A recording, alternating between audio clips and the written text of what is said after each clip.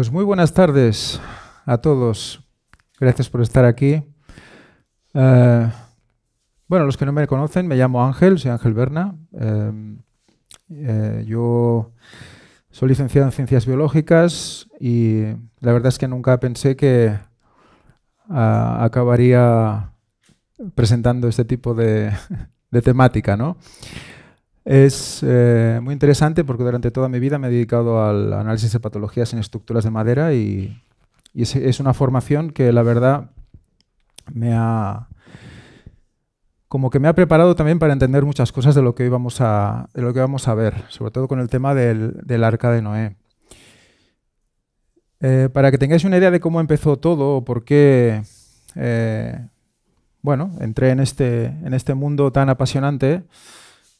Yo buscaba un gimnasio en un momento dado de mi vida, entré en un gimnasio y resulta que la persona que llevaba al gimnasio, Víctor, estaba dando unas conferencias los sábados por la tarde y hablaba de un tema muy impresionante que me dejó realmente pasmado, que eran las profecías bíblicas. Yo, la verdad es que hasta el momento, pues bueno, biólogo, científico, y aún lo soy. Y aún me considero. Y la verdad es que fue impresionante escuchar todo lo que escuché y cómo todo se iba demostrando delante de mí y pude entender que alguien escribió algo hace mucho tiempo y que se estaba cumpliendo, ¿no? Así fue como empezó todo. Pero es que luego ya en 2014 tuve la oportunidad de hacer un viaje impresionante, que es a las montañas de Ararat, donde están los restos arqueológicos del Arca de Noé. Para muchos de nosotros esto ha sido siempre una fábula, ha sido algo que quizás los niños han estudiado como un cuento hace mucho tiempo. Y es que aún en dibujos se pueden ver dibujos animados con todo el arca y los animales por ahí encima, como si fuera pues, una especie de fábula, una tradición, ¿no? Lo que vamos a ver hoy son pruebas físicas. Podremos tocar también restos traídos de esa zona. Y sin más, vamos a empezar, porque son temas que vas a ir viendo cómo se van a ir llenando de datos, y sería interesante que pudierais ir captando estos datos. Vamos a intentar hacer esta conferencia dividida en 3 partes para que podamos ir asimilando las cosas y estar descansados. Si nosotros buscamos el Arca de Noé en Google, resulta que nos va a salir. No es una cosa muy lejana. Si buscamos Noah's Ark National Park en Turquía, nos va a salir. Y aquí está el grupito que fuimos en 2014 a un poco confirmar todo lo que un tal Ron Wyatt, que luego conoceremos quién es, encontró, ¿no? Ya hace muchos años, en el 1977. Bueno, pues este es el viaje que emprendimos. Aquí hicimos un primer vuelo hasta Estambul, luego hasta una zona cercana al lago Van y luego pues un trayecto en coche de muchas horas en el cual nos fuimos encontrando pues toda una serie de paisajes que ahora veremos. Y esta flechita que he puesto ahora es lo que ahora hay que hacer, los que luego fueron, los compañeros que fueron en el 2020, creo que fue. No recuerdo si fue el 2022. Un vuelo ahora os deja a 1 horita y media del Arca de Noé. O sea que si alguien quiere hacer algún viaje este verano y no sabe dónde ir, pues es fácil llegar hoy en día, es muy sencillo. La verdad es que es algo que recomiendo a todos los que puedan hacerlo, porque es impresionante realmente.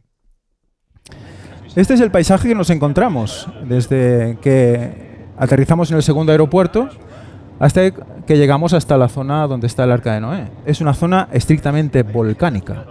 Es todo volcanismo y además un volcanismo bastante moderno. Vamos a ir viendo cómo todo esto son ríos de lava que se han ido enfriando y se han ido quedando de esta manera que podemos ver aquí. Luego tomamos un cruce y subimos a un lugar que también está indicado. O sea, no hay pérdida. Si alguien quiere llegar allí, vamos a ir viendo indicadores que os van a decir Arca de Noé, 5 kilómetros. O sea, que no es algo tan lejano como muchas veces podíamos imaginarnos, ¿eh? Y aquí vamos subiendo y vamos encontrando ya una especie de forma que tendríamos ya que empezar a distinguir, porque es una forma que nos va a acompañar durante toda esta conferencia al respecto del Arca de Noé. Fijaros cómo es algo que tiene una forma muy especial, que está en medio de una especie de río, es un río de lava. Luego veremos las imágenes más antiguas.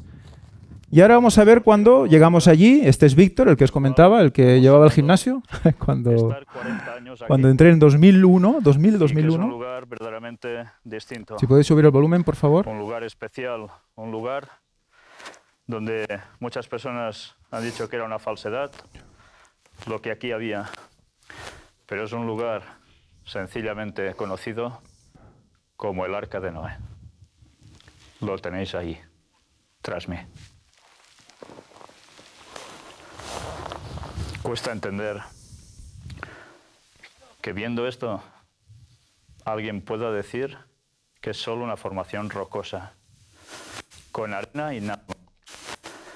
Ya por todo el trayecto donde hemos venido, mientras íbamos ascendiendo, podíamos ver perfectamente su silueta. Una silueta que sería muy casual que coincidiera precisamente con la del arca. Algunos decían, no puede ser, tiene que ser rectangular, sin proa ni popa. Pero así fue. Y aquí la tenéis. ¿Vamos a verla de cerca? Vamos. Pues vamos a verla de cerca. Y con un gorro ridículo soy yo, un poco mostrándoos lo que se ve desde el arca hasta las montañas de Ararat. Esos son los montes de Ararat, o el monte de Ararat. El monte de Ararat mayor es el de la izquierda y el monte de Ararat menor es el de la derecha, ¿eh? Y nosotros estamos ahora en la zona donde está el arca, que está pues, a varios kilómetros de donde está la montaña de Ararat. Fijaros que aquí veis la forma. Aquí la tenéis de nuevo. Aquí la tenéis. Es como que sobresale del terreno en medio de este río de lava. Luego veremos lo importante que es esta montañita de aquí. Y esto de aquí. Vamos a ver que esto sale en algunos lugares. Luego veremos dónde sale dibujado, que nos va a mostrar algo realmente impresionante. Esta es una visión general donde vemos, esta foto la hice también en panorámico en la misma zona. Aquí tenemos el Ararat mayor, por aquí escondido está el Ararat menor. Y aquí enfrente tenemos el bote petrificado. Luego veremos por qué digo bote petrificado. Todos van a buscar el arca aquí, a la montaña de Ararat. ¿Os suena Ararat, no? La montaña de Ararat. Pues la cantidad de excursiones que hay organizadas para ir a buscar el arca aquí. ¿Y sabéis qué? Nunca van a encontrar el arca aquí. Y además, también explicado por el guía que nos llevó a nosotros a toda esta zona. La cantidad de excursiones que él ha programado para buscar el arca aquí. Y nos explicó también la razón por la cual hacen eso. Que si queréis luego lo podemos comentar. En la Biblia nos dice, y reposó el arca en el mes séptimo, a los 17 días del mes, sobre los montes, o sea, las montañas de Ararat. Nunca dice el monte de Ararat, dice las montañas de Ararat. Y por lo tanto son unas montañas que son realmente antiguas, porque en el diluvio ya estaban hechas. Pero es que cuando vemos el Ararat, esta montaña de Ararat, es un volcán nuevo, es un volcán estratovulcano, es un volcán que se hace por capas. Explota una vez, explota otra vez, explota otra vez. Es un estratovulcano, ¿de acuerdo? Vais a ver que todas las lenguas de lava que están alrededor, como hemos visto en el vídeo del acceso, son lenguas negras, son lenguas modernas. Son lenguas que no tienen sedimentos encima. ¿Eh? Por lo tanto, ¿la parte más alta de la montaña de Ararat es más antigua o es más nueva que la parte más baja? Más nueva. Por lo tanto, vamos a tener que buscar el arca de Noé ahí. Evidentemente no. ¿Eh? Las montañas de Ararat, que son toda esta zona, estas son montañas más antiguas, cuyos ríos de lava ya están llenos de sedimentos, y también con esos prados, que esto en primavera es verde y es precioso, lo veremos también. Esto es unos 2.000 metros de altura aproximadamente. Esto no es un lugar plano, eso son 2.000 metros de altura. Este es el arca vista desde su popa. Esta es la parte trasera del barco. Aquí vemos cómo se ejerce una cierta simetría. Y este señor es Ron Wyatt. Este hombre en 1977 descubrió este lugar. Una persona estudiosa de la Biblia también, el adventista, y en un momento dado de su vida decide que quiere hacer unos viajes para demostrar que la Biblia es cierta. Y hay unos ciertos pasajes donde hay cosas que tienen que estar ahí. Él pensaba que si eso es cierto, ahí tiene que estar, ahí le tenemos que demostrar. Y dedicó su vida a esto. La mitad del tiempo trabajaba como anestesista en un hospital, la otra mitad del tiempo lo dedicaba a viajar e intentar demostrar estos descubrimientos, a intentar corroborar estos descubrimientos. Al ser el primer descubrimiento, el Arca de Noé es el que presenta más muestras, más pruebas, porque fueron 12 años de estudio. Muchas personas han ido aquí, han visto esto y han dicho, esto es una formación rocosa, me voy para casa. Ninguna prueba, ni siquiera comprobar nada. 12 años, y vamos a ver qué cosas se encontraron. Esta fue la primera fotografía que se realizó de la zona y fue la que levantó un poco la liebre en este sentido. Luego veremos la conversación que tuvimos con la persona que estuvo allí cuando pasó todo esto, una persona muy mayor que pudimos entrevistar en la zona, en esa misma zona. Esto sucedió en 1959. Aquí veis claramente una forma de barco totalmente lisa, alrededor de un río de lava que se ve claramente diferenciado. Vemos como, si lo miramos desde arriba, es como si fuera un barco flotando en un río. Y eso salta a la vista. Ahora voy a hacer un ejercicio y voy a dejarlo a vuestra visión. Y lo voy a dejar ahí para que luego lo podamos comentar. Luego es como una especie de inciso. Un compañero nos dijo, si le das la vuelta al mapa, se ve algo. Y yo digo, vaya, ¿seguro? Y me quedé mirando un rato el mapa. ¿No? No os voy a decir el qué. Si queréis, al final lo podemos comentar. Lo voy a dejar un poco a vuestra visión de las cosas. Si vamos acercando, si nos vamos poniendo más cerca, vamos viendo algo. Yo lo veo porque ya lo sé, pero hay gente que, gente que ve, gente que no ve cosas. Luego podemos ver qué se ve. Aquí está más cerca, aquí está más lejos. Muy bien, ahí lo dejamos. Luego, si queréis, lo podemos comentar. ¿Vale? Esta es una foto de 1960, donde se ve al ejército turco, una vez se ha hecho la fotografía, que va a inspeccionar la zona.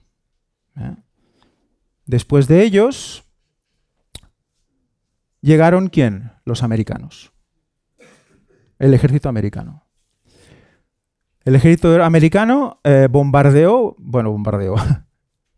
hizo explotar un costado del arca y, según nos explicó la persona que estaba ahí viviendo, que es su terreno, que es su lugar de vida, nos dijo que él había visto cómo se habían llevado cosas. Y ahí quedó. Ahí quedó. Este es el señor que os decía.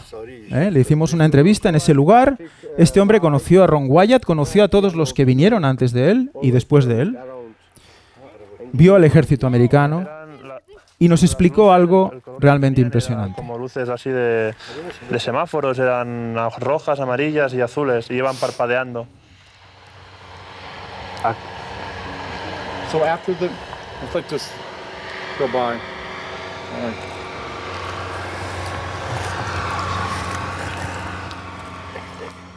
Antes le han preguntado sobre unas luces. Él dice que eran unas luces como de 3 colores. Las luces.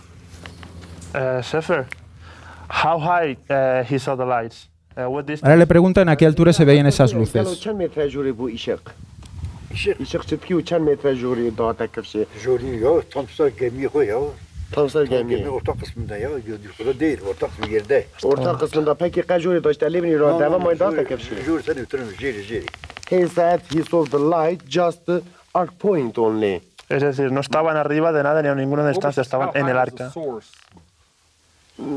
دیجا قالوا بوچا یا فلان عجبا درجا یا Esta es la entrevista es muy extensa porque hay doble traducción, del turco al inglés y del inglés al español, ¿no? No lo vamos a ver todo, por supuesto.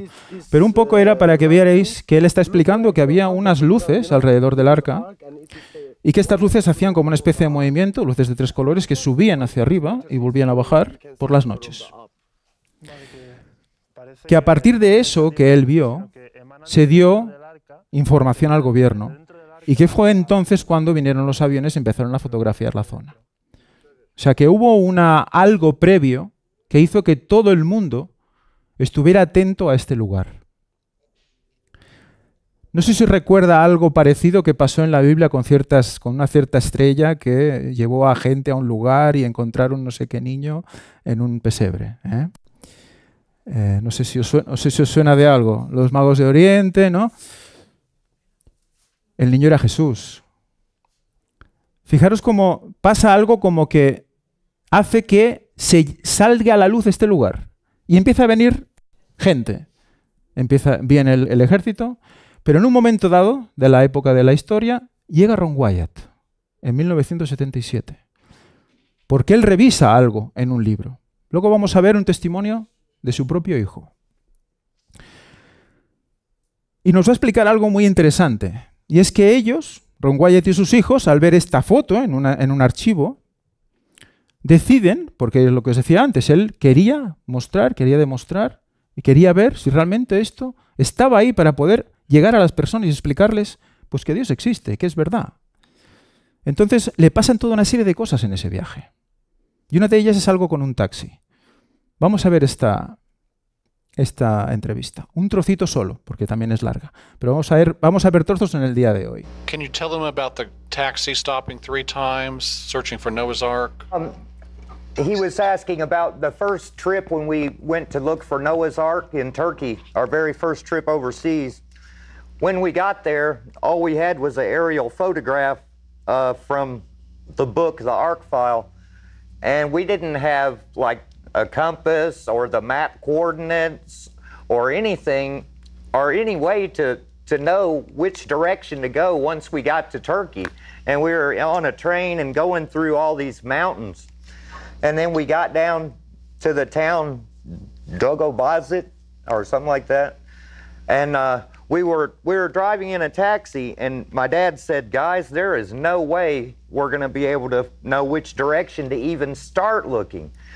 And he said, we really need to say a prayer that God will show us where to look or something, because we had no idea which direction. And shortly after we all three said a prayer, the taxi cab died on the side of the road. The lights went out and everything, the gas shut off, everything just quit. And so we had to pull over, and we sat there for a while, and Dad said, well, guys, you know, that's kind of weird. It happened right after we prayed. So he told us to set up a big pile of rocks on the side of the road to mark where the car had stopped. And so we did that and sat there for a few minutes, and then the car just started back up. And so we drove on down the road a ways, and it died again. Lights went out and everything. And same thing again, we put a stack of rocks on the side of the road just in case. And so the car started back up again for no reason. And so we drove on. And then the third time it stopped. And we piled up the rocks again. And by that time we thought the car was just messed up, you know. And anyway, after that we drove on back into town. And the next day when we rented a cab and went back out to the rocks, that's where we hiked out from. And that's where we found the anchor stones and the graveyard where Noah's wife was buried. And we didn't quite get to Noah's Ark that first trip, but we were very close. But it's just amazing how God stopped that car right where it needed to stop to show us. Muy interesante. Entonces, para ti no hay duda de que los descubrimientos de tu padre fueron totalmente dirigidos por Dios. He guided us every step. There is nothing we could have done without him. And without Dad raising us in our faith and praying, we could have never got close to finding any of this without God. Han hablado de varias cosas. Ha hablado de 3 lugares, las arcas, las anclas de piedra. Ha hablado de la tumba de la esposa de Noé. Dices, ¿y esto? ¿Qué me estás diciendo, no? ¿Qué me estás contando? Vamos a ir viendo estas cosas.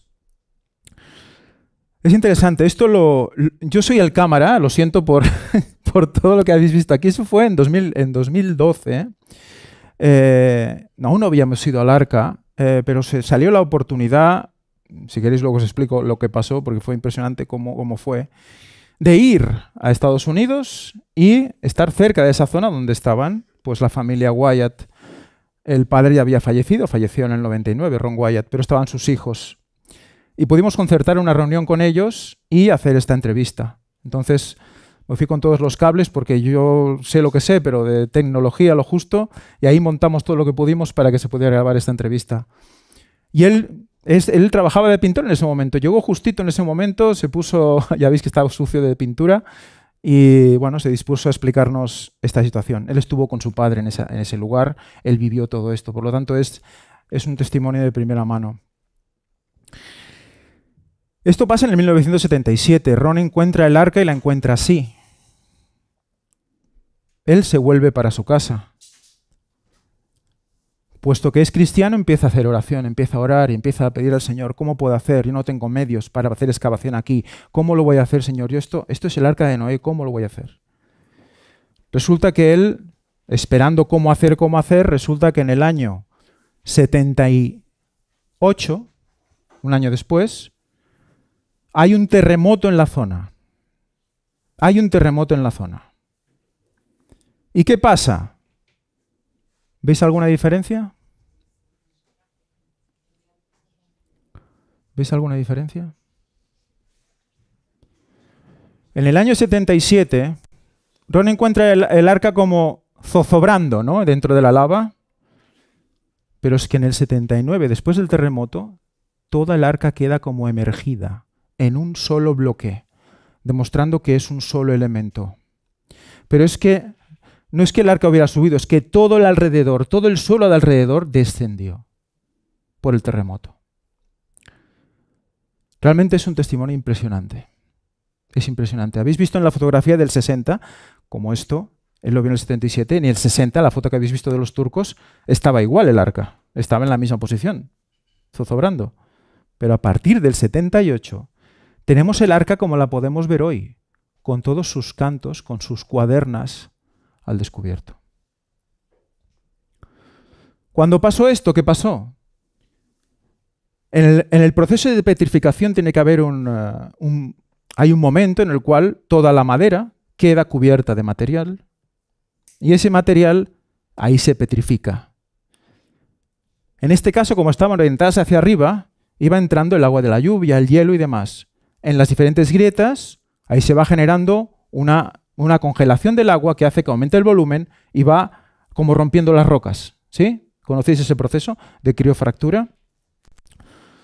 Claro, queda dentro del molde. Cuando el molde se abre, caen todas las rocas y todas las piedras que estaban formando esas costillas. Y dejan el molde de las costillas del arca. Estáis viendo el molde de las cuadernas del arca. Es una foto de ellos, de la época. Claro, después de que pasa todo esto, Ron Wyatt evidentemente dice, a ver, aquí algo está pasando. Alguien quiere que haga algo aquí. Entonces hace más viajes a la zona y empieza a hacer pruebas científicas. Una de ellas es pasar, ¿qué? El detector de metales. Entonces empieza a pasar el detector de metales por toda el arca, ¿vale? entonces se encuentra, en cada punto que vais viendo marcado con una piedra, va marcando la zona donde el metal le sale positivo. Entonces marca líneas, va trazando líneas que nos van demostrando que hay como una serie de tabiques con algún tipo de enclastamiento metálico que está como cuadriculando el barco, ¿no? Esta es una foto muy antigua también. Ahí se ve la proa y se puede ver como todas las líneas se van uniendo hacia arriba, ¿no? Y aquí hay algo que quiero que veáis, que es este punto de aquí. Lo vamos a entender mejor luego, pero que veáis que hay algo que entra de manera brusca dentro de esta línea y que hace que todos los tabiques se vayan juntando. Parece como si algo hubiera golpeado el arca y todos los tabiques se hayan juntado en ese punto. De hecho, a partir del golpe hacia atrás, el arca es más ancha. Es como que del golpe se pega y se queda abierta. Luego veremos por qué es esto. ¿Por qué pasó esto? ¿Por qué el arca está aquí? Lo veremos luego también. Son otras fotos donde vemos aquí está Ron poniendo estos puntos con sus colaboradores. Y esto es lo que marcaba positivo en el metal. Encontraron toda una serie de pernos, ¿vale?, de manera lineal, colocados en el arca, metálicos, que es lo que daba positivo. Aquí tenemos, pues, un poco el esquema de cómo se cree que podían estar colocados estos pernos. ¿Para unir qué? La madera. ¿Por qué tenían que unir la madera? ¿Qué pasaba con esa madera? Vamos a ver luego, porque también encontró restos de madera. Resulta que se ponen a analizar estos pernos para ver de qué están compuestos, ¿no? Y tenemos estos resultados. Esto es una muestra de un análisis que también nos cedió Kevin Fisher, uno de los que nos acompañó en el primer viaje, en 2014. Luego veremos los resultados actuales. Estos son los resultados que Ron Wyatt encontró en el 91. Para que veáis, lo encuentra en el 77 y estos resultados son del 91. O sea, se pasó mucho tiempo ahí buscando. Vamos a leerlo. Dice, el análisis elemental cuantitativo de la cabeza del remache reveló 8,62% de aluminio, 10,38% de hierro, 1,33% de magnesio, 2,7% de sodio, así como un 1,92% de ¿qué? Titanio. Aleación de titanio. La ciencia moderna no fue capaz de refinar titanio hasta 1936. Sin embargo, aquí hay un espécimen fosilizado con elementos de una muy avanzada producción de metal. El proceso para refinar titanio involucra al sodio y al magnesio, y el hecho de que los dos estén presentes en el análisis de la cabeza de remache es una evidencia bastante concluyente de que Noé y aquellos que le ayudaron a construir este enorme barco estaban muy avanzados en el conocimiento de la metalurgia. Esto es lo primero que tenemos que empezar a plantearnos. ¿Quiénes eran esas personas que construyeron ese barco? Cuando estuvo la viuda de Ron Wyatt en Girona, estuvo haciendo unas conferencias, luego veremos una parte, y os pondré el vídeo que tenéis que ver porque realmente es impresionante, explicado de primera mano por ella. Yo le pregunté, le dije, ¿es verdad que Ron, cuando tomó el trozo de madera, porque luego veremos el trozo de madera, hizo análisis de la edad? Hizo análisis porque cuando la madera se petrifica, es muy difícil encontrar materia orgánica dentro. Queda toda convertida en piedra. Se mantiene la morfología, pero cambian los materiales. Pues en la muestra que él cogió quedaba un porcentaje muy pequeño de materia orgánica que se pudo valorar por carbono 14. Dice que le salieron aproximadamente unos 5.000 años de antigüedad. Contemos que el diluvio es de hace unos 4.500 años, según la palabra de Dios. Hace 4.500 años teníamos personas que sabían hacer este tipo de aleaciones. Se supone que... La misma Biblia nos dice que había gente que tenía conocimiento ya en aquella época. En la época de Moisés ya tenían conocimiento, ¿no? Pero antes Estamos hablando de personas con un conocimiento muy grande. Estamos hablando de antes del diluvio. ¿Qué pasó en el diluvio? Luego lo iremos viendo. ¿Cómo eran esas personas? Tenían mucho conocimiento. Este es el análisis del año 91. Perdón, 2001. Este es 2001. Este es el moderno. Hierro, aluminio, titanio. También con un 1,59%. Por lo tanto, estamos ante gente que ha hecho esto y que tenían unos conocimientos muy especiales. No era gente que iba con un taparrabos ni con unas flechitas. No. Estamos hablando entonces de madera petrificada en solo 5.000 años. Todos supongo que habláis, cuando oís hablar de petrificación, decís, uy, estos son millones de años, ¿sí o no? ¿Os viene a la cabeza algo? Os viene a la cabeza esto, ¿no? Es lo primero que os viene a la cabeza, millones de años.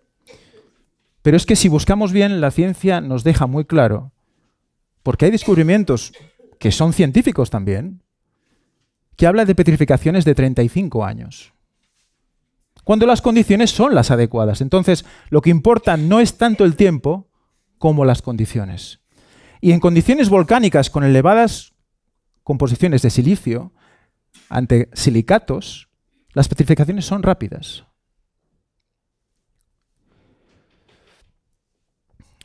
Aquí tenemos el momento en el cual Ron Wyatt, en el año 87, dedican un centro que se ofrece también el gobierno turco a erigir en la zona como oficialmente el lugar del Arca de Noé. Y ahí lo celebran. Veis todos sentados en una mesa, comiendo. Y mientras están celebrándolo, Ron Wyatt le dice, os voy a demostrar cómo estoy haciendo los análisis de escáner del arca. Y empieza a hacer los escáneres de la época. Los escáneres de la época, que eran escáneres de tipo sismógrafo, ¿no? Que van escribiendo como así, ¿no? Y resulta que mientras está haciendo la demostración, encuentra algo. ¿Qué es esto de aquí? ¿Vale? Y empiezan a escarbar. Hasta que sale. Aquí tenemos el aparatito que usaron. Es el aparato que usaron. Este. ¿Vale? Es que estuvimos en casa también de Merinel. En su sótano tiene... Merinel es la viuda de Ron Wyatt. En su sótano tiene impresionante cantidad de artefactos durante todos estos años, ¿no? De viajes y de investigación. Y esta es la madera que encuentran justo en la superficie del arca. Es una madera de color rojizo. ¿Recordáis el texto bíblico? No sé si lo habéis leído alguna vez, cuando el arca dice que es... ¿Qué le pasa al arca? ¿Cómo hace para que el agua no entre en el arca? ¿Recordáis? Como que la pinta con brea, ¿no? Por dentro y por fuera. ¿De qué color era esa brea? Lo sabemos por las definiciones de la Biblia en las palabras hebreas. Era de color rojizo. O sea, tenemos un arca de color rojizo. Porque está representando algo también ese arca. Luego, si queréis, lo podemos ver y lo podemos hablar. Pero resulta que tenemos un tema rojizo externo. Y cuando se cortó la muestra, aquí está muy cortada, se empiezan a ver toda una serie de capas. Toda una serie de capas. Pues resulta que son unas capas de madera de diferentes densidades unidas por cola. Unidas por cola. No tengo aquí el análisis de la cola, pero recuerdo las declaraciones cuando decían que eran incluso más potente que la cola actual, pero era natural, una especie de cola natural. Entonces tenemos el primer caso de madera laminada encolada de la historia, que al menos tengamos conocimiento. Recordemos que Dios le dice a Noé que él siga sus instrucciones, ¿no? Entonces, quizás Noé fue el primero que hizo madera laminada encolada de la historia. Laminada encolada. Estamos hablando de unos conocimientos que no son gente con un taparrabos y unas lanzas. Alguien sabe mucho aquí. Y resulta que este es el libro de Ron Wyatt, es este libro, luego lo podréis ojear, está en inglés, pero es la edición de 2014, justo cuando fuimos allí nos regalaron una copia. Es el original de Ron del 89, creo que es, 84, 89, y revisado por la viuda en 2014. Es del 89. Está escrito por él mismo y luego retocado con las nuevas informaciones. Resulta que en esta misma muestra encuentran clavos también, como para fijar la madera en el caso de encolarla, ¿no? Eso se hacía mucho también al principio de las laminadas encoladas. Fijar los clavos completamente. Tiene una sección cuadrada perfecta. Aquí tenemos a Ron Wyatt en el lugar exacto donde se encontró esta pieza de madera. Y aquí estamos, algunos de los miembros de la expedición de 2014, ante otro lugar donde Ron también, digamos, certificó como madera petrificada y que él especulaba que esto podía corresponder a alguna parte de la cubierta o la cobertura del arca de Noé. Sabéis que en el momento dado Noé tiene que levantar la tapa del arca, abre la ventana para mirar, para ver cómo estaba la cosa, ¿no? Y encontramos esta madera cerca de la zona del arca. Resulta que podéis ver que tiene unos patrones que nos recuerdan algún tipo de qué. ¿Os recuerda algo de todos estos patrones?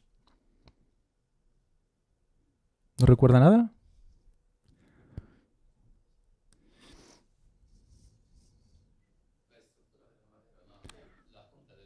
La corteza de la junta. Corteza. Vamos a ver. Esto era la parte inferior. El grueso era de unos 40, 50 centímetros, ¿vale? Y tenía una ligera curvatura, ¿de acuerdo? O sea, tenía una curvatura, más o menos. Y la parte inferior tenía una especie de marcas, de manera como equidistante, como si alguien hubiera usado algún tipo de herramienta para separarla de algún sitio. ¿Habéis visto descortezar un alcornoque alguna vez? ¿No?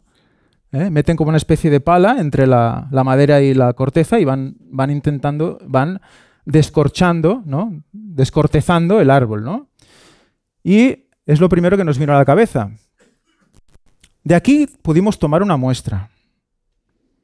Atentos porque nunca se había cogido muestra de esta madera petrificada en todos esos años. Pero es que encontramos un trozo roto que como que nos llamó a cogerlo, porque no puedes ir allí y romper una piedra y llevártela. Es que cuidado con la aduana, cuidado en el aeropuerto, ¿no?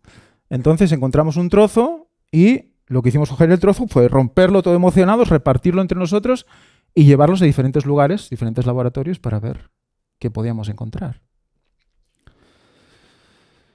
Esta es la sección, una vez metida en parafina, esto lo pude hacer en la Universidad de Girona, y vemos un patrón muy interesante que nos llamó mucho la atención.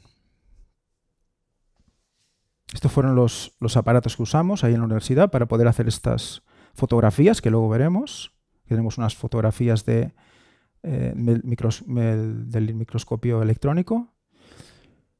Y la empezamos a comparar con corteza. Pero no con cualquier corteza. Porque aquello, como bien habéis dicho por aquí, cuando lo vi, dije, esto es corteza. Por el exterior. Y empezamos a compararlo con corteza. Y empezamos a compararlo con corteza de los árboles que tienen un grosor similar de corteza en la actualidad. ¿Sabéis cuáles son? Las secuoyas. Las secuoyas tienen un grosor de corteza de entre 30 y 1 metro. Entre 30 centímetros y 100 centímetros. Esta es la comparativa macroscópica con la Sequoiadendron giganteum, que serían las secuoyas gigantes del Kings National Park. Estas muestras, casualmente Víctor pudo hacer unas conferencias allí y fue a recoger muestras de los parques nacionales del secuoya de California. Y pudimos comparar las muestras con las muestras recogidas en Arcep, que es el pueblo donde está ese resto de corteza petrificada. Cuando empezamos a mirarlas más de cerca, vimos que había un patrón que se empezaba a repetir y se empezaban a ver una serie de dibujos muy parecidos entre las dos muestras. Esto sería una secuoya Dendron giganteum.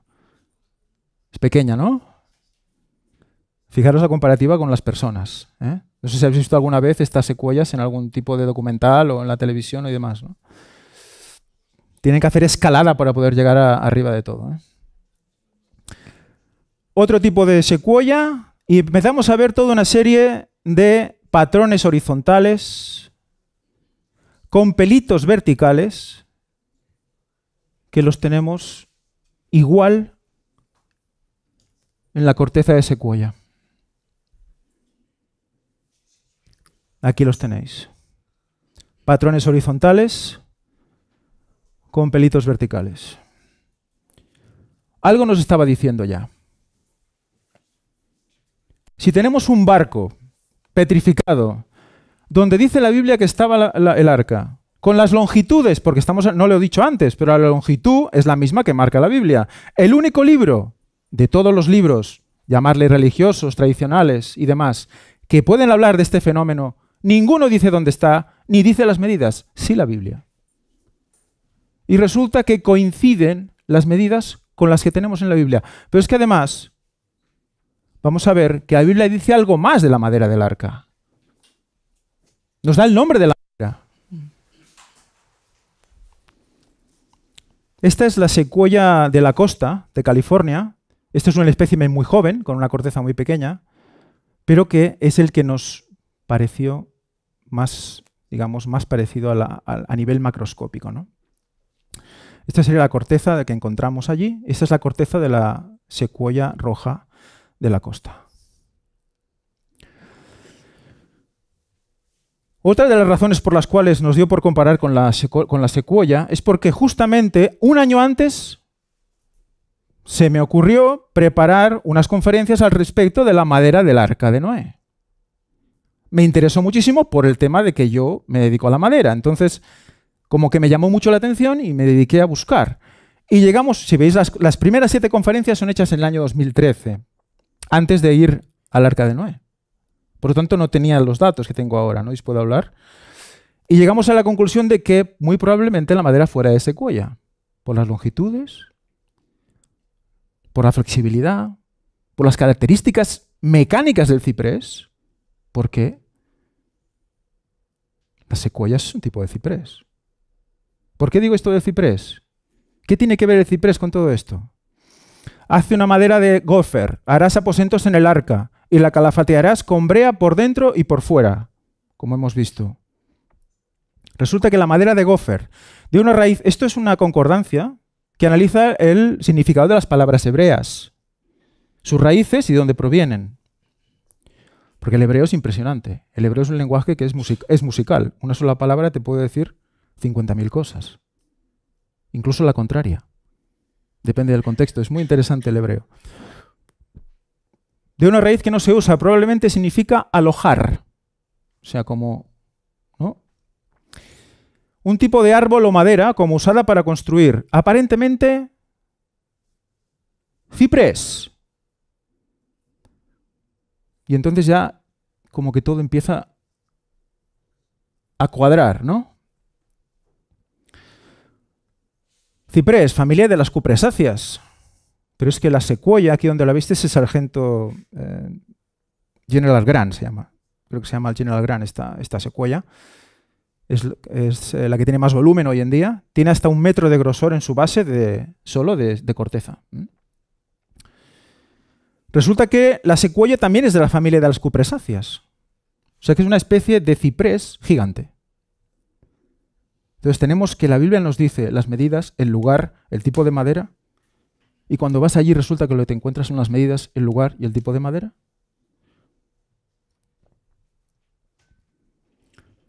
Otra curiosidad de la secuoya es su piña, que también la podéis ver aquí. Creo que de esta se sacó esta foto. Esta piña es de allí al lado de Girona, es un sitio que se llama el Montseny, un monte, el Montseny, y allí se plantaron 3 secuoyas hace muchos años. Y se puede ir fácilmente a poder coger piñas y abrazarlas. Pasa que nunca vais a poder abrazarlas enteras, porque son grandes. Ellas no son las más grandes, son de unos 40 metros nada más, pero el ronco es impresionante. Pues resulta que los mismos clavos de las piñas tienen una forma, si os fijáis, que parece que la han hecho queriendo, es igual que la forma del arca hoy. O sea, esto es una foto del Google Maps. Si podéis coger Google Maps y verla desde arriba cuando queréis. Podéis viajar al arca si queréis, desde vuestra casa. Yo realmente me quedé asombrado al ver esto. Parece como si hubiera dejado alguien una señal en las piñas de ese cuello para decirnos, mira, con este árbol hice esto, ¿no? Es muy interesante. Aquí está el arca de Noé, otra foto desde el Google Maps. Aquí tenéis el barco y la zona alrededor. Y ahora vamos a entrar en otro aspecto, que es uno de los que había dicho Ronnie Wyatt, el hijo de Ron, que había hablado de unas piedras de ancla. ¿Qué es esto de unas piedras de ancla? Resulta que a unos 30 kilómetros de la zona donde está el arca, encontramos toda una serie de piedras muy grandes con un mismo patrón.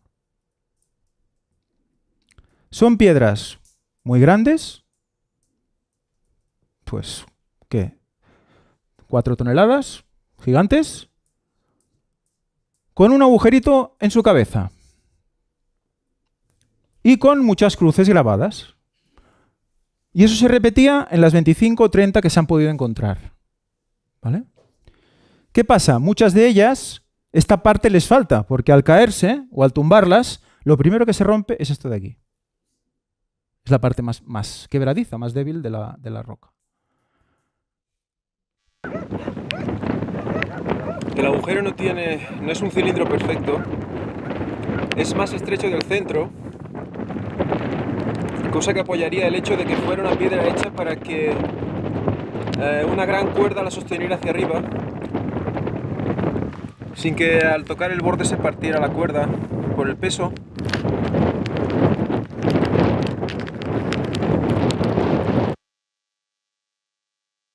Algunos especulaban, algunos investigadores de las culturas, digamos, antiguas, especulaban que esto fuera un sistema como de adoración al sol, ¿no? Que el sol cuando pasara por ese agujero indicaría tal cosa. Pero claro, el agujero no es cilíndrico, es un agujero que se estrecha por el centro, sobre todo por la parte de arriba. No tiene un sentido con el tema del sol, a veces que a veces ni pasaría el sol. Entonces se empieza a plantear de qué puede ser, qué tiene que ver esto y qué tiene que ver con el arca al estar tan cerca del arca. Resulta que hay otras piedras como esta, pero más pequeñitas, muy posteriores. ¿Vemos la diferencia de tamaño en comparación con la persona? ¿Qué estamos hablando aquí? ¿Qué son? ¿60 centímetros? ¿50 centímetros? ¿Qué estamos hablando aquí?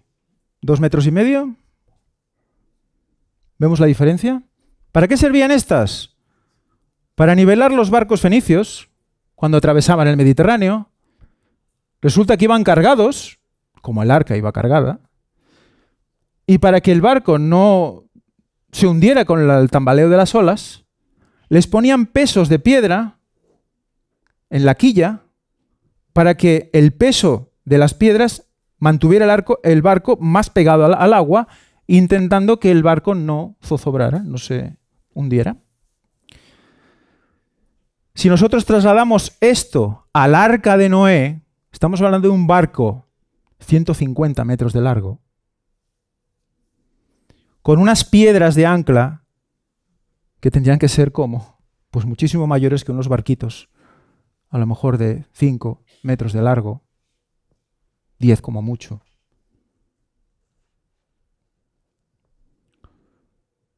Y muchas piedras colgadas para nivelar el barco y evitar que zozobrara ante lo que se le venía encima, que era un diluvio, ¿no?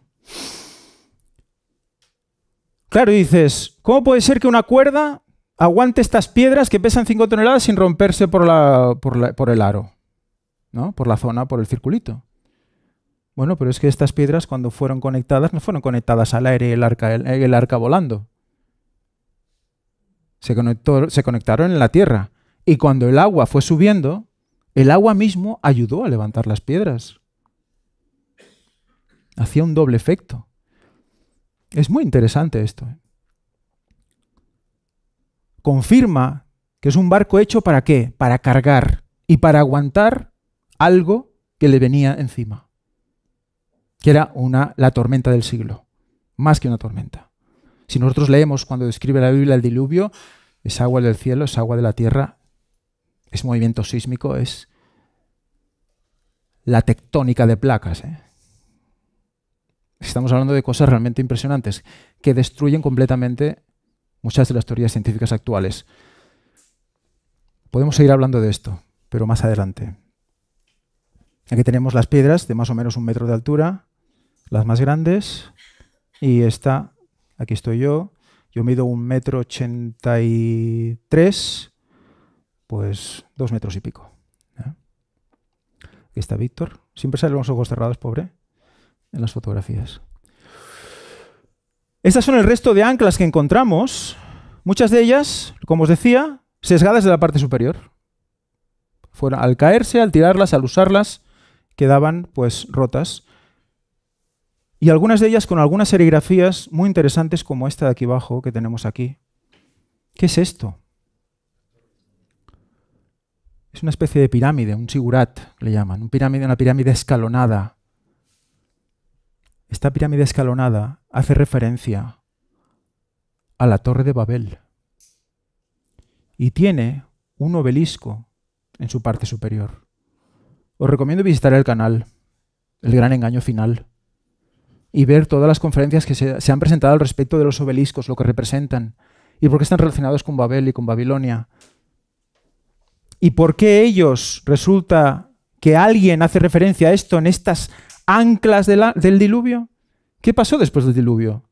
Construyeron una torre para que no les pillara otro diluvio. Entonces está totalmente relacionado con eso. Son marcas en piedra. Aquí estoy yo mostrándoos una ancla muy especial. Esta está separada del resto, completamente separada del resto, en un lugar más elevado, en un lugar donde quedan aún restos de una especie como de ermita o algún tipo de construcción circular. Encontramos restos de diferentes cerámicas y demás. Y ahí estaba esta roca, esta piedra, que estaba encarada hacia el resto de anclas que estaban todas abajo. ¿Habéis visto antes que las anclas estaban como puestas de pie una al lado de la otra? No se pusieron solas, ¿eh? Alguien las puso.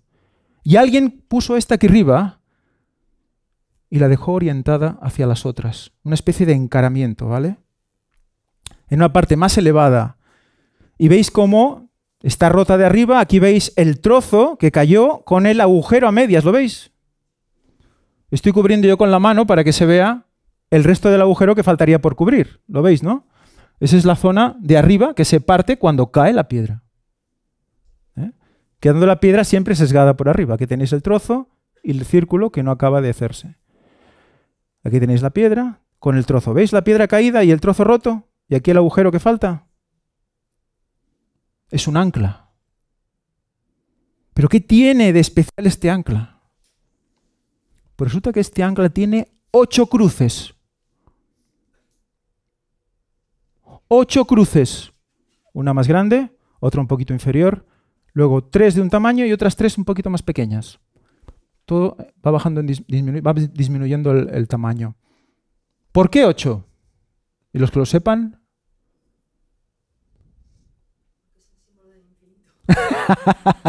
Muy interesante. Es muy interesante. Porque el 8 tiene un significado. Dios inventó los números y también su significado. Por lo tanto, dejó que ¿cuántas personas entraran en el arca? 8. ¿Por qué 8? ¿Por qué 8? Porque representa vida eterna, muerte eterna. Es muy importante eso. Es muy importante porque el arca tiene un significado. tiene una unión con la figura de Cristo. Eso lo podríamos desarrollar más adelante. Pero en cambio, esta es la que tiene 8 cruces. Y es la que está elevada y la que mira al resto. Entonces es como que había una especie de adoración, una especie de que todas las que estaban puestas en línea estaban encaradas hacia el mismo lugar. No había ninguna que estuviera encarada al revés, no. Las que estaban de pie estaban encaradas hacia allí. Y la otra mirando hacia allí, tumbada, si estuviera estado de pie mirando hacia allí. Entonces, como que todo se rendía pleitesía a esa que tenía 8 cruces, un ancla, dándole toda la simbología del significado del mundo. Durante toda la historia de este lugar se ha sabido que ahí cayó el arca de Noé. Desde tiempos ancestrales.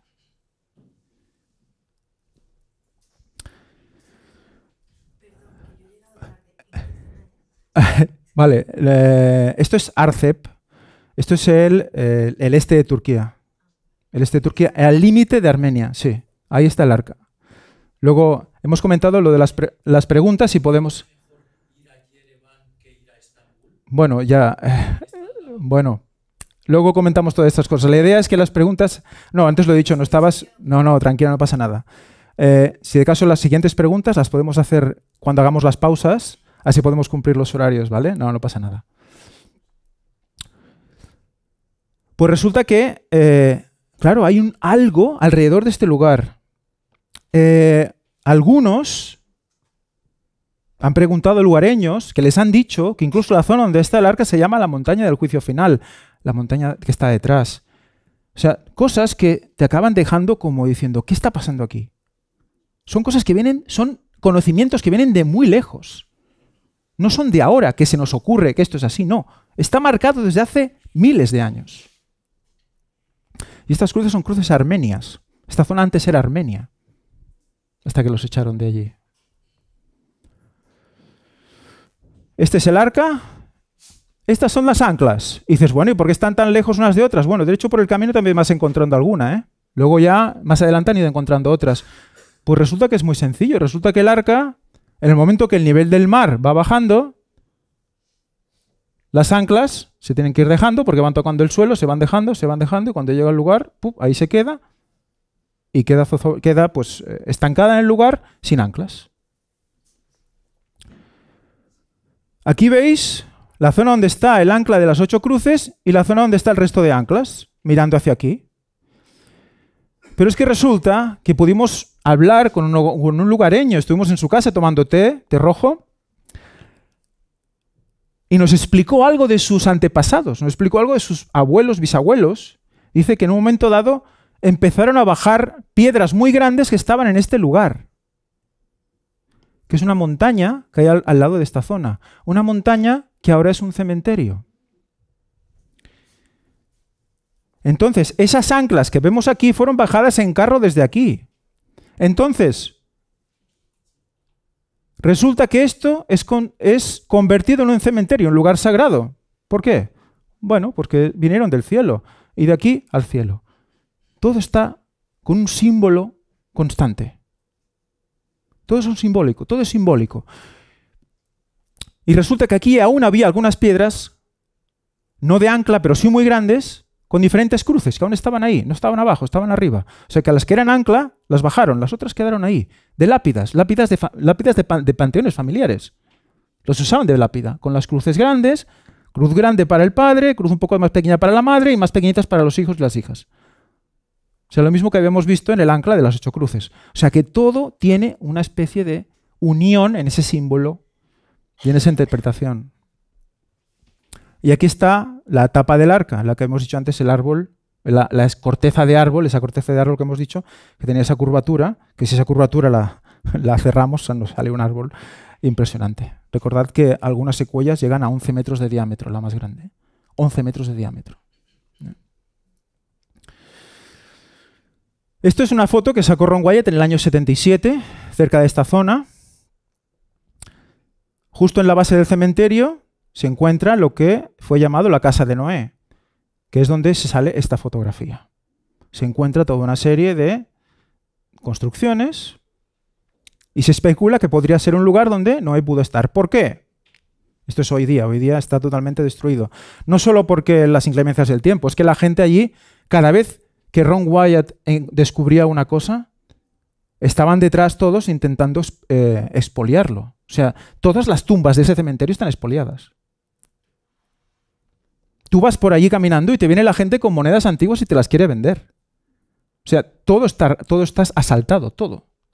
Y si alguien se queda mirando una zona, el que iba con nosotros, Kevin Fisher, nos decía, si encontráis algo, por favor, no digáis nada. No os pongáis emocionados, no digáis nada, porque rápidamente vendrán todos a ver qué es y se lo llevan. Y lo ponen a la venta, mercado negro, arqueología y demás.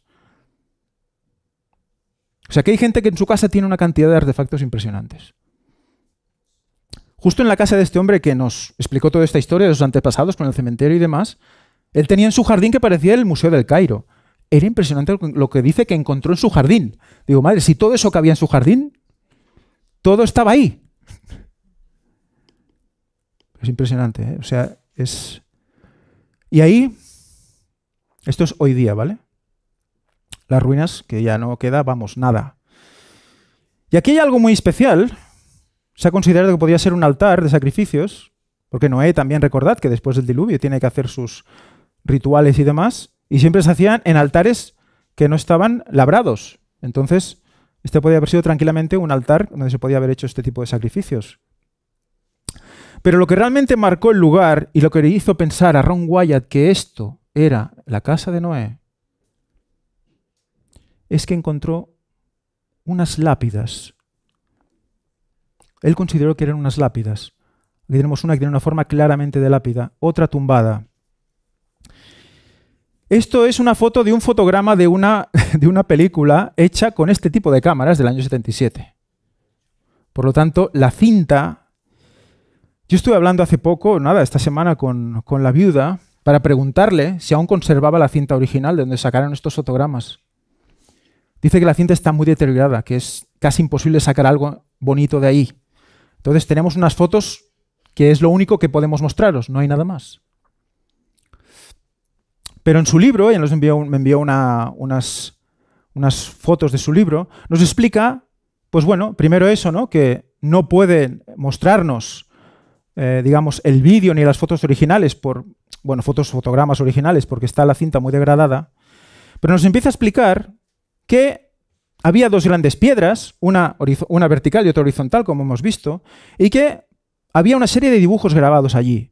Y explica cómo Ron le comenta, ¿no? Dice, bueno, vi que había como 8 personas, una muy grande, que debía ser el hombre, una un poco más pequeña que la mujer, luego 3 de la misma medida, de la misma altura, y luego 3 más pequeñitos que representaban a las hijas. 3 hijos, 3 hijas, padre y madre. Claro, son 8 personas. Y estaba en la lápida. Entonces ya empieza a imaginarse qué podría ser esa tumba.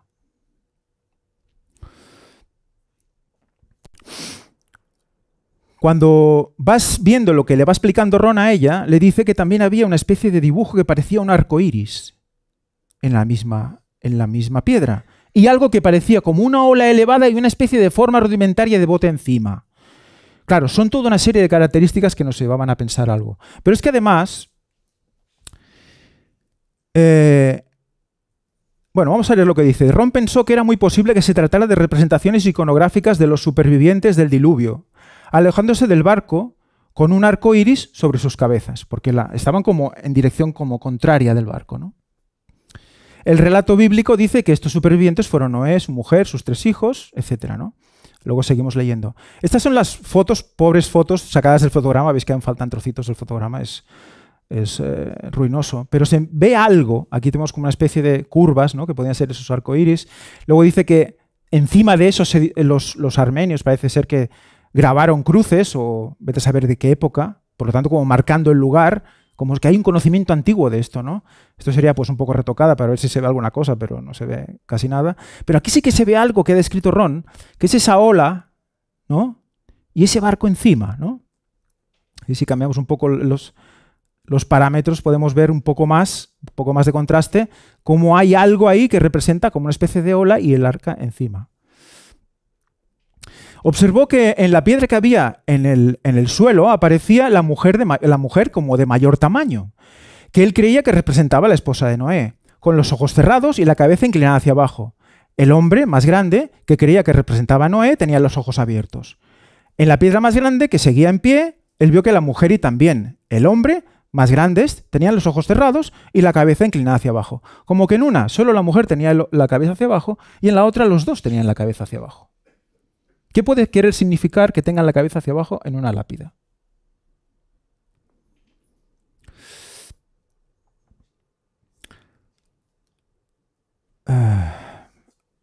Aventuró la remota teoría de que tal vez se trataba de lápidas de Noé y su esposa y que la iconografía indicaba que la esposa había muerto primero, por eso en una solo estaba la mujer con la cabeza hacia abajo, ya que en su lápida solo ella tenía los ojos cerrados. Y en la lápida de pie ambos aparecían con los ojos cerrados representados como muertos, ojos cerrados y cabeza hacia abajo. Si esta teoría es correcta, indicaría que la esposa de Noé murió antes que él, etcétera, como en la Biblia dice, ¿no? Dice, encima de las figuras, en ambas piedras, alguien en la antigüedad había tallado 8 cruces. O sea que encima de todos estos dibujos, alguien había tallado cruces, como para marcar el sitio y el lugar, ¿no? Bueno, dice que Ron grabó esto con la de 8 milímetros y quedó, pues está deteriorada, ¿no? Dice, las piedras estaban muy erosionadas y en mal estado. Las cruces también estaban talladas encima de las figuras originales e interferían con las tallas originales. Bueno, aquí explica más, explica un detalle gracioso, que dice ella, que él explicó, dice, las mujeres tenían como una especie de forma de S en el cabello como si fuera Olivia, la Olivia de Popeye, ¿no? Aquí explica. Esto sería un dibujito de lo que podía haber estado dibujado allí, ¿no?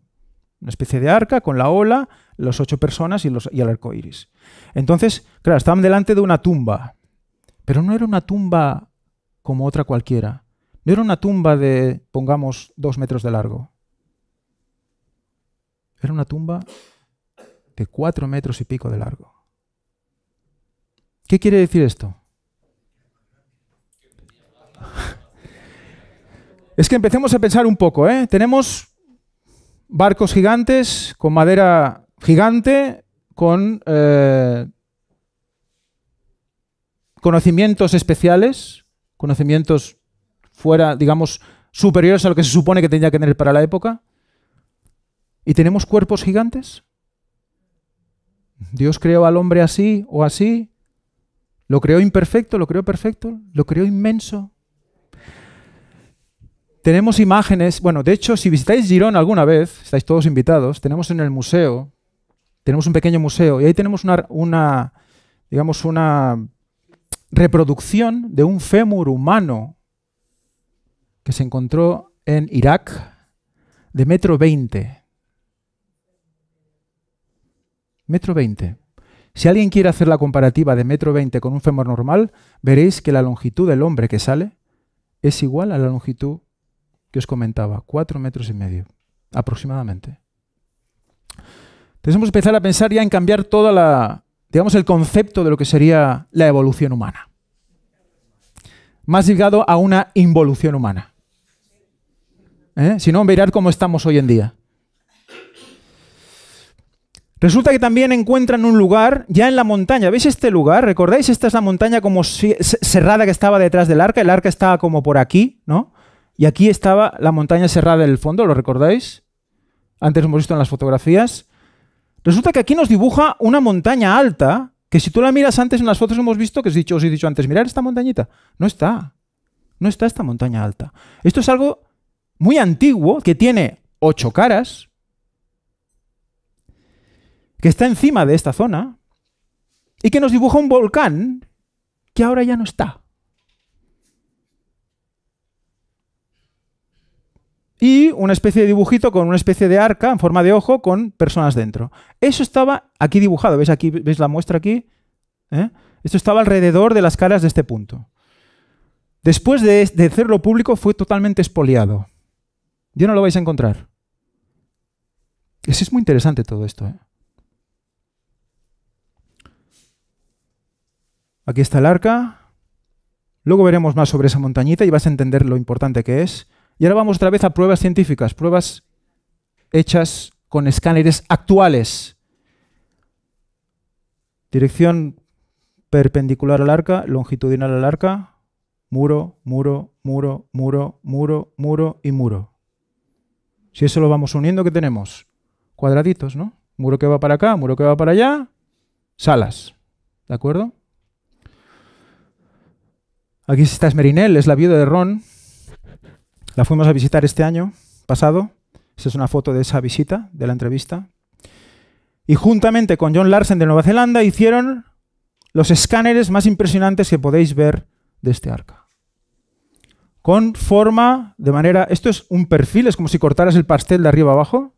¿De acuerdo? Longitudinal del arca. Y aquí tenéis la forma en forma ovalada en la parte inferior que se va repitiendo. Y esto, creo que es en la proa, esto son cuadernas, una más cercana al escáner y otra más lejanas, cuando más lejos queda el color más oscuro, y tenemos cortes de las vigas que representan el suelo del arca, de la cubierta. ¿Entendéis el diagrama? Estas vigas irían saliendo de la pantalla hacia vosotros, ¿de acuerdo? ¿Sí? Es que se ha pasado el escáner por arriba, es como si cortaras el queso. Y se ve las vigas que vienen hacia nosotros, la sección, y se ve las costillas que bajan hacia abajo. Esta es la conjunción de todos los escáneres juntos. Un 3D de la barriga del arca. Y esta es una de las imágenes que más me impactó cuando la vi. Es un escáner perpendicular, un corte perpendicular del arca a lo ancho, y vais a ver que tenemos una cuaderna completa con un grueso y todo. ¿Lo veis? Tenemos una cuaderna completa. Es un bote con las medidas del arca en el lugar donde dice la Biblia. Y más cosas que hoy no podremos ver porque falta tiempo. Que está una imagen de lo que sería un barco hoy en día. Cómo se mantiene un poco la estructura, con las cuadernas y las vigas horizontales. Y esta es la famosa costilla del arca, que está un poco desprendida, que se puede ver, ¿no? Es inmensa. Y esto sería pues una visión de la cresta de las costillas del arca. Y este es el lugar donde el arca fue traspasada. Vamos a ver cosas de eso. Estas son imágenes cedidas de esa zona en primavera. ¿Veis? Aquí tenéis lo que os decía antes, esa imagen que estaba pintada arriba, ¿no? Esa sierra, y aquí falta un volcán, ¿no? No está en el dibujo. Aquí falta un volcán. No está. Del dibujo anterior, que hemos visto que estaba dibujado, aquí no está. ¿Por qué?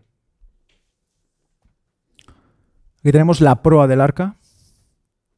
Aquí una visión general impresionante. Si os fijáis, hay un río de lava que desciende.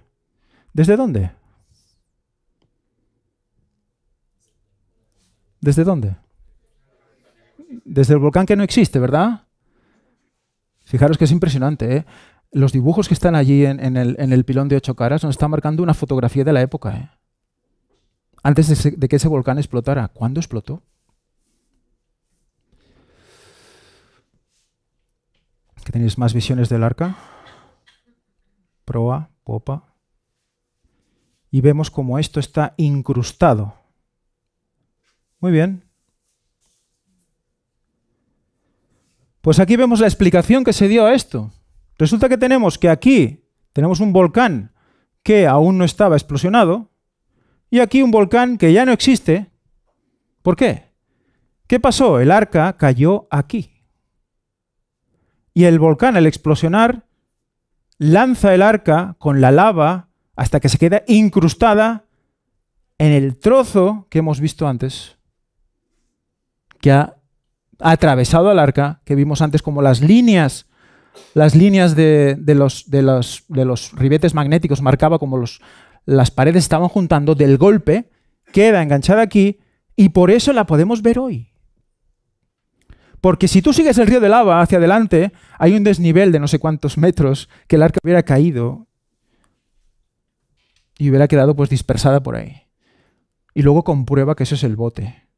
Pero aquí quedó clavada para poder ver hoy qué es el Arca de Noé. ¿Por qué era tan importante que quedara aquí? Porque esto no pasa porque sí. Últimas imágenes de recuerdo.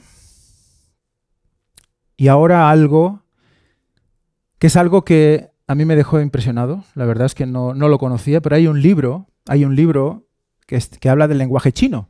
Y resulta que el lenguaje chino, que es uno de los lenguajes más antiguos que existen, igual que la cultura china, resulta que ya nos estaba explicando cosas. Resulta que para decir barco, por ejemplo, que utilizan diferentes simbologías, nos habla de que para decir barco dice hay 3 elementos, buque, 8 y boca, que quiere decir gente. Buque de 8 personas. En el lenguaje chino. Por lo tanto, ya alguien que hizo esto lo hizo pensando en que hubo un diluvio antes. Estamos hablando de los chinos, no son cristianos, que yo recuerde. Al menos la mayoría. Es algo universal. Si buscáis en las diferentes culturas, vais a ver que sean culturas, tradiciones, sea Mesoamérica, sea África, sea donde sea, vais a encontrar que hay un origen, que algo pasó, un gran cataclismo pasó por agua y hubiera unos supervivientes. ¿Por qué? Porque fue así. Porque fue así. El mismo idioma chino ya lo refleja en sus propias letras.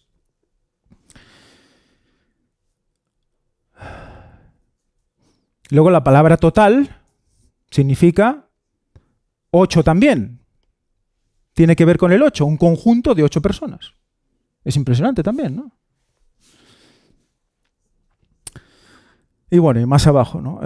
Resulta que para decir, esto representaría la compañía de 8 personas juntas con las manos unidas, esto sería la parte de arriba, formando un número total. Si se añade el radical agua a esta misma figura, el nuevo carácter formado es inundación. O sea que si tú le pones 8 personas juntas y le pones agua, es inundación. Y es el lenguaje chino, no el lenguaje bíblico chino, no, el lenguaje chino. Viene de ahí ya. Es algo espectacular, la verdad. Aquí hablo un poquito más de los diferentes símbolos. Es un gran libro, es un libro muy interesante. Y bueno, acabamos aquí. Esto es algo que os quería leer. Esto es un periódico que no he traído. Vaya, no lo he traído. Bueno, es un periódico que se editó en la época donde Ron pues, hacía como un paper que explicaba lo que iba encontrando y aquí pues, nos explica algunas cosas, ¿no? Aquí se ve que fue en el 87 esta fotografía. Y bueno, están los diferentes... lo llamaron hasta la CBS, estuvo en la televisión americana. Y esto es un resumen de todo lo que vamos a ir viendo hoy. ¿Vale? Pausa. Siguiente capítulo, Sodoma y Gomorra.